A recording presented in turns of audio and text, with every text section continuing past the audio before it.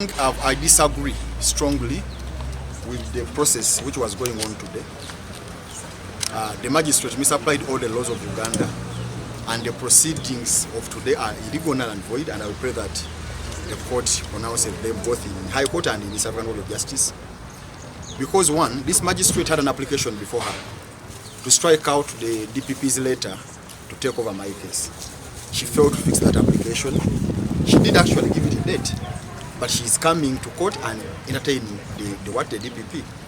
Secondly, she's saying that once the DPP comes to court, then she has taken over, which is of course illegal. You cannot say you cannot hear me, then you come and take over. Okay, as if that was not enough, then we come to plea taking, because she allowed the DPP to amend her own charge sheet, because a court has made a charge sheet. Then the senator comes and says, I have amended it.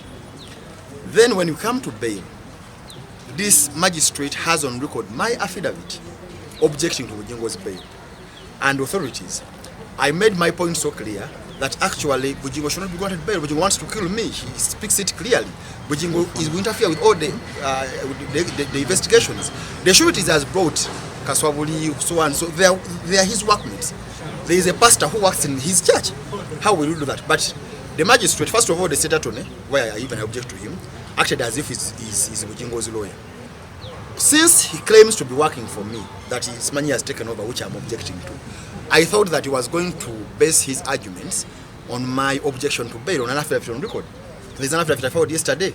Now, he not only refused to refer to it, but even when I stood up and the magistrate was saying I cannot speak in my own case, he picked my affidavit and said, using my powers, I don't see any value in this affidavit. But this is my case. So what if I'm killed by Bujingo or by the magistrate granted bail? Would the magistrate compensate my family? So this was a lawless proceeding.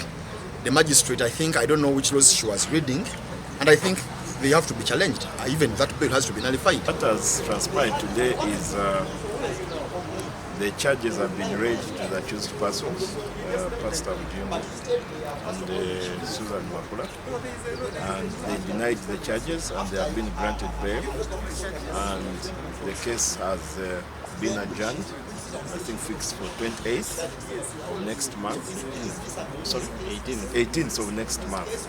So for us as a complainant and on advice of my lawyers, we are going to cooperate with the state and give the state all the information and evidence that we have to ensure that we secure a conviction of the accused person in this matter. I've seen that my brother Mabiliizi may not be interested in this case. If Mabiliizi drops out of this case, I'll remain with Teddy Naruswa Bujingo, whom I've seen around in court. So we can remain two complainants, myself and Teddy Naruswa. So we have all the confidence that this case will succeed because we have what takes over the evidence in case the crimes were committed in broad daylight.